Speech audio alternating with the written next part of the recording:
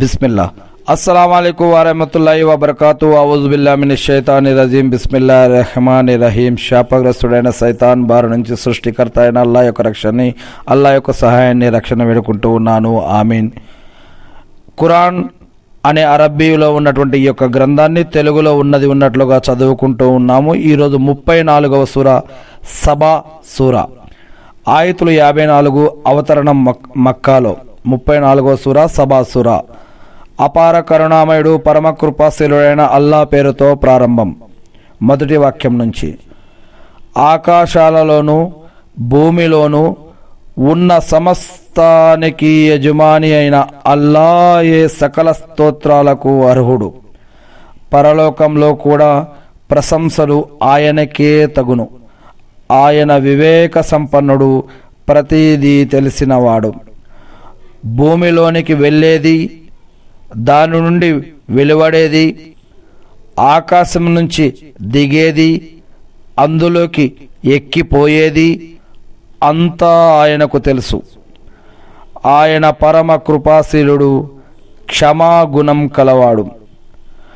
మాపై ప్రళయం వచ్చి పడదు అని అవిశ్వాసులు అంటున్నారు. ఎందుకు రాదు? అగోచరాల జ్ఞాని అయిన నా ప్రభు సాక్షిగా అది మీపై తప్పకుండా వస్తుంది.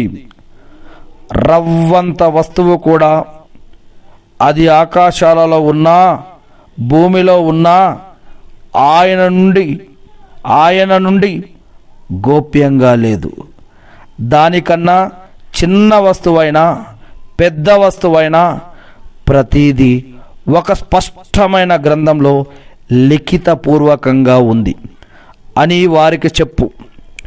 విశ్వసించి సత్కార్యాలు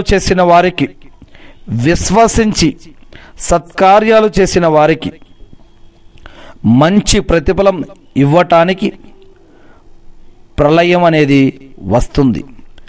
ఇలాంటి వారి కోసమే, విశ్వసించి సత్కార్యాలు చేసిన వారి కోసమే మన్నింపు, గౌరవప్రదమైన ఉపాధి కూడా ఉన్నాయి. మరి ఎవరైతే మా యొక్క ఆయుతులను, ఖురాన్ వాక్యాలను లొంగదీసుకునేందుకు ప్రయత్నాలు చేశారో వారి కోసం అత్యంత దుర్భరమైన, బాధాకరమైన శిక్ష ఉంది. ఓ ముహమ్మద్ సల్లల్లాహు అలైహి వసల్లం, నీ ప్రభువు తరపున నీపై అవతరించినది ఆ శాంత